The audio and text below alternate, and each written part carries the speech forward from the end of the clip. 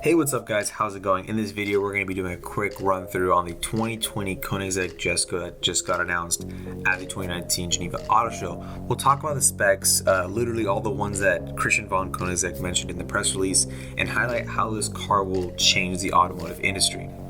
To start things off, I just want to take a quick second and talk about the name, since there is some, unique significance to it.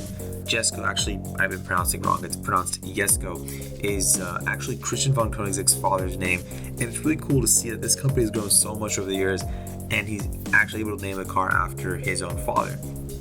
Okay, now that we kind of talked about the significance of the name, let's get right into the technical stuff. Starting off with aero performance, the one we saw in the press release was the track-focused variant. The aerodynamics of this car can produce 880 kilograms of downforce at 250 kilometers per hour and 1,000 kilograms of downforce at 270 kilometers per hour, thanks to the revised wing, which was inspired by the Koenigsegg 1-to-1. It looks amazing, and honestly, it was very risky for this car to be released in an all-white colorway, since that is usually the easy color to spot flaws in a car. I think though it looks amazing, especially the lines of neon green that were trimmed around it.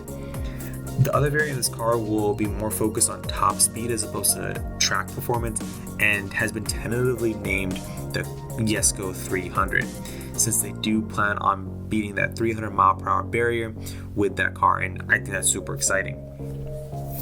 From a chassis standpoint, there's a lot to talk about. The Agera RS, which this car is based off of, has a revised monocoque chassis. It's a little taller and a little longer to provide more interior room. The wheelbase is extended by 40 millimeters to 2,700 millimeters overall, and features rear wheel steering. There are new carbon fiber wheels, which are 21 inches in the rear and 20 inches in the front, and they are the lightest carbon fiber wheels they have made, even though they are bigger than before, weighing in at 5.9 kilograms in the front and 7.5 kilograms in the rear. Since the roof is actually screwed on for structural integrity and you can remove it, you can store it in the front hood for the track focus variant. And he literally said the solution to this is, if you want to take it off and it rains, drive back home really quickly and put it back on. Lastly, I just want to take a quick second to talk about the door, since it was a pretty interesting point that he made at the press release. They basically revised the geometry of the hinge, that way it actually lifts higher in order to avoid hitting the curb. It seems like that was something that was brought up by owners, and he said there weren't many incidences, but it's something they wanted to address. I think this is cool for two main reasons. One, they revised the geometry so they can actually reissue a patent and keep this hinge design unique to Koenigsegg. It's a feature that kind of similar to Lamborghini, doors, and I think it's cool that Koenigsegg is trying to keep this to the specific to their car brand.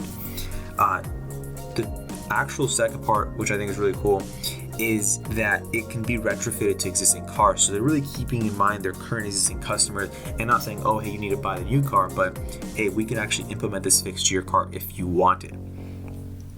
The entire car actually just weighs 1,400 kilograms, which is insane, especially when we talk about all the power it will have later in this video.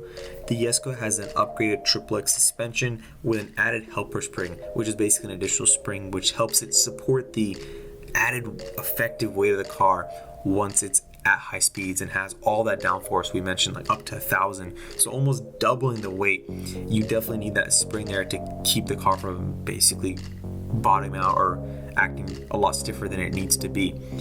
In terms of the steering wheel, this car will actually feature a haptic feedback steering wheel, and that's basically when the steering wheel can vibrate to give you feedback based on certain software parameters. They didn't specify how this will be implemented into the car, but as we've seen in other car companies, they've used haptic feedback steering wheels to basically signal if you're veering off the lane, to kind of say, hey, nudge the wheel back into the lane. And I'm really interested to see what they're going to do going forward with this feature. The steering wheel also has a screen mounted on it, and the screen actually can stay level to the ground no matter what angle the steering wheel is at. I'm not sure why they just didn't mount it on the dash, but I guess it's a cool feature and something worth noting. Last but not least, in terms of the interior, is the analog G meter that's in the center of the dashboard. It's cool that this is entirely mechanical. It uses ball bearings and counterweights, and I think in a car that's as powerful as this, that can produce as much G's in acceleration, braking, and turning, it'd be cool just really just like kind of look at that as the car is being driven. Moving on to the transmission, which in my opinion is the coolest part of the car. It's a 9-speed, 7 wet clutch transmission with an electronic differential and only weighs 90 kilograms, which is insanely light compared to other transmissions out there. Typically, dual clutch transmissions are heavier and can't withstand that much torque, so they're not always on high power horsepower cars. This one specifically can handle 1500 newton meters of torque, which is what this car produces.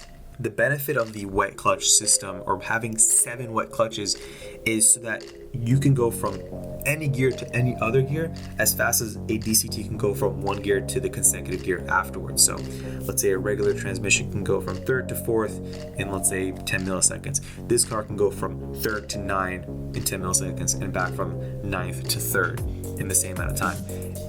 It's cool because it's a day-to-day driving. You want to, you're cruising on the highway at 9th gear, just, for fuel efficiency, and you want to go up to, the max power of this car.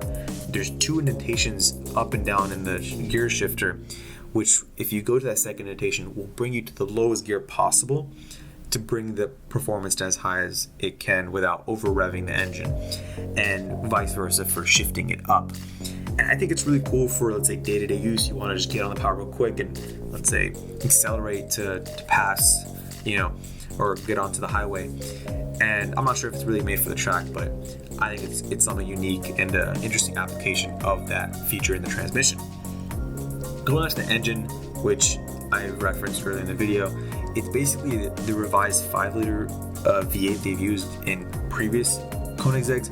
It's a flat plane crank V8 with a flex fuel system, and that means it can use 2 different types of fuels with different fuel grade ratings.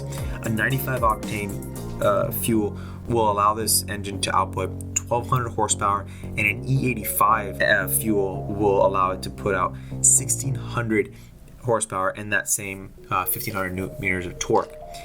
It's one of the lightest crankshafts at 12 kilograms, which is something he really bragged about. And the flywheel is really light in order for it to rev almost as quickly as a Formula One engine. One of the key features of this car, though, is the turbocharged system. So they kind of talked about how there are 2 turbos. They made them larger, and they debated adding other turbos or how to mitigate turbo lag, since that's a big issue with turbocharged cars. And the way they dealt with it was with having a carbon fiber tank which can store 20 liters of air at 20 bar, which is the pressure, and it's already compressed by an electrical compressor. And at low revs, when the turbos haven't really spooled yet, it can actually direct bursts of air through nozzles directly into the turbo to bring it up to speed at those lower RPMs, so you're always on boost in the car. They said this is actually lighter than adding turbos or adding smaller turbos, and he talks about, the different stirred diagrams and how it impacts the curvature of your, how the engine spools up. And I think it's cool that just the fact that he has that level of understanding of the technical side of the car, and just shows how involved he is in with the engineering. Going on to another key point of the car, he talks about how it's homologated for the world market. That means it's been crash tested, and there's the emission rating that is, allows it to be driven all over the world. One, it's kind of sad to imagine one of these cars being crashed.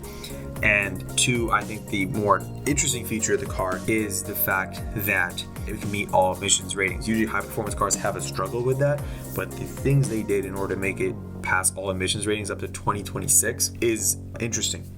So they actually use that same carbon fiber tank from the anti-lag turbo system to help bring the catalytic converters up to temp to improve emissions. On top of that, they actually electrically heat up the cats upon startup. So for those who don't know, catalytic converters need to be at an optimal temperature in order to properly reduce the emissions from an engine. Comment down below if you guys want a dedicated video on how catalytic converters work. I'm more than happy to kind of break it down into more detail, but I guess that's kind of the main feature of the emissions system in this car, and I thought I'd highlight it here. Wrapping it up, they did announce that only 125 of these cars will be made, and that includes track and top speed variants. That's kind of an option for the car. And down payments have already been made on 83 of them as of the beginning of the Geneva Auto Show. I'm just shocked that 83 people bought a car without it even being released. And yeah, it's just showing how powerful kind of that the consumer base is for a car like this, even though the company is small compared to its peers. Let me know what you guys' thoughts are on the car. If you enjoyed the video, smash that like button and subscribe. If you want to see other cars, let me know. Thank you guys for watching, and I will see you guys in the next one. Peace.